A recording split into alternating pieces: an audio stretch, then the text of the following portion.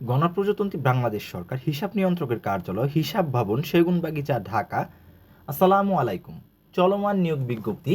হিসাব নিয়ন্ত্রকের কার্যালয় অডিটর পদে 378 জনের নিয়োগ দেওয়া হবে। যারা সরকারি চাকরিতে প্রস্তুতি নিচ্ছেন, বিশেষ করে স্নাতক পাস প্রার্থীদের ক্ষেত্রেই এই নিয়োগ বিজ্ঞপ্তিটি খুবই গুরুত্বপূর্ণ। আজকের ভিডিওতে জানবো অডিটর পদে কতজন নিয়োগ দেওয়া হবে, শিক্ষাগত যোগ্যতা কি, বেতন কত, বয়স সীমা এবং আবেদনের শেষ তারিখ। হিসাব নিয়ন্ত্রকের কার্যালয়ের এই নিয়োগ বিজ্ঞপ্তিতে অডিটর পদে মোট 378 জনকে নিয়োগ দেওয়া হবে। পদটি 11তম গ্রেডের একটি হট পদ। এই পদের বেতন স্কেল 12,500 টাকা থেকে শুরু করে 30,230 টাকা।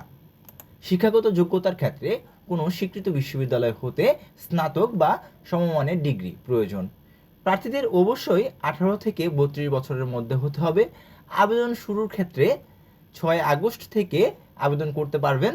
আবেদনের শেষ তারিখ 27 আগস্ট 2026 বিকেল 4টা পর্যন্ত। অর্থাৎ যারা এখনও আবেদন করেননি তাদের হাতে আবেদন করার এখনও সময় আছে, তবে শেষ সময়ের জন্য অপেক্ষা না করে দ্রুত আবেদন করুন। আগেই বলে নিই, এটি একটি রিসার্কুলার, এটি পুনর্নিয়োগ একটি সার্কুলার। এটি এর আগেও এই সার্কুলারটি ছিল, এটি এখনও আছে। আবেদন করার সময় অবশ্যই মূল নিয়োগ বিজ্ঞপ্তিটি ভালোভাবে পড়ে নেবেন। আসসালামু আলাইকুম, ভালো থাকবেন সবাই। ভিডিওটি ভালো লাগলে লাইক দিবেন, আপনার পরিচিত চাকরি প্রার্থীদের কাছে শেয়ার করবেন। ধন্যবাদ। আসসালামু আলাইকুম, সবাই ভালো থাকবেন। সকলের জন্য শুভকামনা রইল।